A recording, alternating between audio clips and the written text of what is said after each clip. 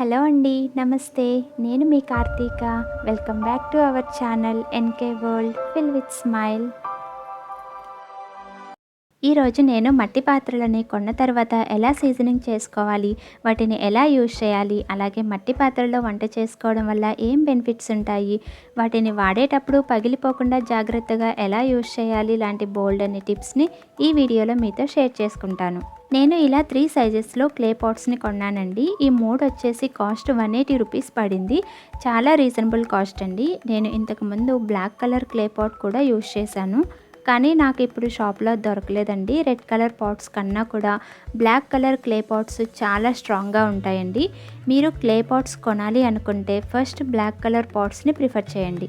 మట్టి పాత్రలు కొనేటప్పుడు మందంగా ఉన్న పాత్రలే కొనాలండి. పల్చగా ఉంటే అవి తొందరగా క్రాక్స్ వచ్చేస్తాయి. సో కొనేటప్పుడు జాగ్రత్తగా చూసి మందంగా ఉన్నవి తీసుకోండి. మన పూర్వకాలంలో మట్టి పాత్రల్లోనే వంట చేసుకునేవారు. దీనిలో వండుకోవటం వల్ల ఫుడ్లో ఉన్న న్యూట్రియంట్స్ అనేవి ఏమీ లాస్ అవ్వవు, కాబట్టి హెల్త్కి చాలా మంచిది. అందుకే మన అమ్మమ్మల కాలం నాటి వాళ్ళు చాలా హెల్తీగా స్ట్రాంగ్గా ఉండేవారు. సో మరి నేను చెప్పే మరెన్నో టిప్స్ వినాలి అనుకుంటే వీడియో ఎక్కడా స్కిప్ చేయకుండా చివరి వరకు చూడండి. మరి లేట్ ఎందుకు, క్లే పాట్స్ని ఎలా సీజనింగ్ చేసుకోవాలో చూసేద్దాం. ఒక టబ్లో కానీ బకెట్లో కానీ వాటర్ తీసుకొని ఈ క్లే పాట్స్ని వాటర్లో పూర్తిగా మునిగే వరకు పెట్టేయాలి. తర్వాత ఇలా 3 డేస్ వీటిని వాటర్లో ఉంచేయాలండి. అలాగే బియ్యం వంపిన వాటర్లో కూడా ఈ క్లే పాట్స్ని ఉంచొచ్చండి. కానీ బియ్యం వంపిన వాటర్ అయితే డైలీ కంపల్సరీగా చేంజ్ చేయాల్సి ఉంటుంది. అదే నార్మల్ వాటర్ అయితే 3 డేస్ అలా కదపకుండా ఉంచవచ్చు. ఇలా వాటర్లో నానబెట్టడం వల్ల ఎక్కడైనా మట్టి లాంటిది ఉంటే పోతుందండి. 3 డేస్ తర్వాత చూడండి, వాటర్ కలర్ కొంచెం చేంజ్ అయ్యాయి. ఇప్పుడు వీటిని బయటికి తీసి శుభ్రంగా క్లీన్ చేసుకోవాలి. క్లీన్ చేయడానికి సోప్ లాంటివి ఏమీ వాడకుండా జస్ట్ ఇలా స్క్రబ్బర్తో బాగా రుద్దుకోవాలండి. మనం వాటర్లో నానబెట్టాం కదండి, సో ఇలా స్క్రబ్ చేయటం వల్ల ఎక్స్ట్రాగా ఎక్కడైనా మట్టి లాంటిది ఉంటే పోతుంది. చూడండి, స్క్రబ్ చేసిన తర్వాత ఎలా వాటర్ బ్లాక్ కలర్లోకి వచ్చాయో, ఇలా మిగిలిన వాటిని కూడా శుభ్రంగా క్లీన్ చేసుకొని ఇప్పుడు వీటిని ఎండలో పెట్టుకోవాలండి.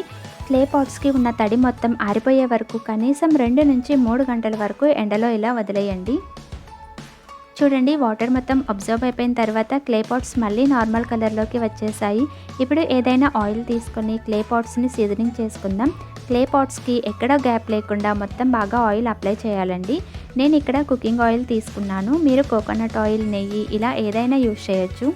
ఇలా అన్నింటికి ఆయిల్ అప్లై చేసిన తర్వాత ఆయిల్ మొత్తం కూడా క్లే పాట్స్ అబ్జర్వ్ చేసుకుంటుందండి. అలా ఆయిల్ మొత్తం అబ్జర్వ్ అవ్వడానికి కనీసం 2 నుంచి 3 గంటల టైం పడుతుంది. అప్పటి వరకు వీటిని అలా వదిలేయాలండి. చూడండి, ఆయిల్ మొత్తం క్లే పాట్స్ అబ్జర్వ్ చేసుకున్నాయి. అంతేనండి, క్లే పాట్స్ సీజనింగ్ అయిపోయింది. క్లే పాట్స్ తొందరగా పగలకుండా ఉండాలి అంటే ఖచ్చితంగా సీజనింగ్ చేసుకోవాలండి. మీరు ఫస్ట్ టైం మా ఛానల్ని విజిట్ చేస్తున్నట్లయితే మర్చిపోకుండా సబ్స్క్రైబ్ చేసుకోండి. అలాగే పక్కనే ఉన్న బెల్ ఐకాన్ని క్లిక్ చేయండి. ఇప్పుడు వీటిలో మనం డైరెక్ట్గా ఫుడ్ ప్రిపేర్ చేసుకోకూడదండి. ఫస్ట్ నార్మల్ వాటర్ లేదా బియ్యం వంపిన నీళ్ళని వేసుకొని బాగా మరగనివ్వాలి. లేదా కొంచెం ఆయిల్ వేసుకొని ఒక ఆనియన్ని చిన్న పీసెస్లా కట్ చేసుకొని ఫ్రై చేసుకోవచ్చు. ఇలా ఏదైనా సరే మీరు ఫస్ట్ కుక్ చేసుకోవాలండి. దాన్ని మాత్రం మనం యూజ్ చేయకూడదు. ఇలా చేయటం వల్ల మట్టి వాసన ఏమైనా ఉంటే పోతుందండి.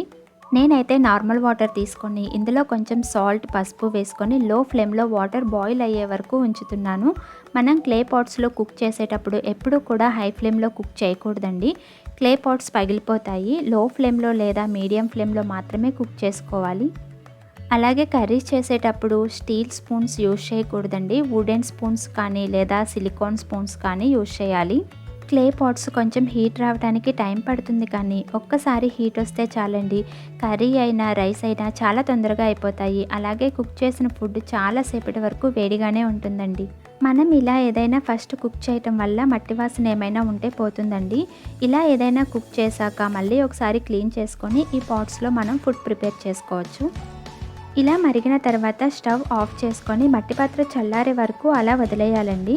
వేడిగా ఉన్నప్పుడు క్లీన్ చేయకూడదు. వేడిగా ఉన్నప్పుడు చల్లటి నీళ్ళతో క్లీన్ చేయటం వల్ల క్లే పాట్ టెంపరేచర్ చేంజ్ అవుతుంది. దానివల్ల క్రాక్స్ వచ్చే ఛాన్స్ ఉంటుందండి. క్లీన్ చేసేటప్పుడు ఎప్పుడూ కూడా సోప్ కానీ లిక్విడ్ కానీ యూజ్ చేసి క్లీన్ చేయొద్దండి. అందులో ఉండే కెమికల్స్ని మట్టి పాత్రలు పీల్చేసుకుంటాయి. అది మనం ఫుడ్ ప్రిపేర్ చేసుకున్నప్పుడు మన ఫుడ్లోనికి మిక్స్ అయిపోతుంది. కాబట్టి ఒక హాఫ్ లెమన్ని 1 టీ స్పూన్ వంట సోడా వేసుకొని క్లీన్ చేసుకోవచ్చు. కర్రీస్ చేసినప్పుడు జిడ్డు మరకలు ఉంటాయి కదా, ఎలా పోతాయి అనుకోవచ్చు. కానీ నిమ్మకాయ వంట సోడా లేదా నిమ్మకాయ కల్లు ఉప్పు వేసుకొని స్క్రబ్బర్తో బాగా రుద్దితే జిడ్డు మరకలు కూడా పోతాయండి. ఇలా క్లీన్ చేసుకొని పక్కన పెట్టేసుకోవటమే. క్లే పాట్స్ జాగ్రత్తగా మెయింటైన్ చేయడానికి ఈ టిప్స్ పాటిస్తే సరిపోతుందండి. రెడ్ కలర్ క్లే పాట్స్ కన్నా కూడా బ్లాక్ కలర్ క్లే పాట్స్ ఇంకా చాలా స్ట్రాంగ్గా ఉంటాయండి. కానీ ఏ క్లే పాట్స్ అయినా సరే తొందరగా పగలకుండా ఎక్కువ కాలం రావాలంటే సీజనింగ్ అనేది కంపల్సరీ అండి. అప్పుడే అవి ఇంకా స్ట్రాంగ్గా అవుతాయి. మిగిలిన పాత్రలతో పోల్చుకుంటే మట్టి పాత్రలన్నీ చాలా జాగ్రత్తగా మెయింటైన్ చేయాలి. ముఖ్యంగా హై ఫ్లేమ్లో పెట్టి అస్సలు కుక్ చేయకూడదండి, పగిలిపోతాయి. కాబట్టి మట్టి పాత్రలో ఎప్పుడూ లో టు మీడియం ఫ్లేమ్లో మాత్రమే కుక్ చేసుకోవాలి. లో ఫ్లేమ్ అంటే టైం ఎక్కువ పడుతుంది కదా కుక్ అవ్వడానికి అని అనుకోవచ్చు.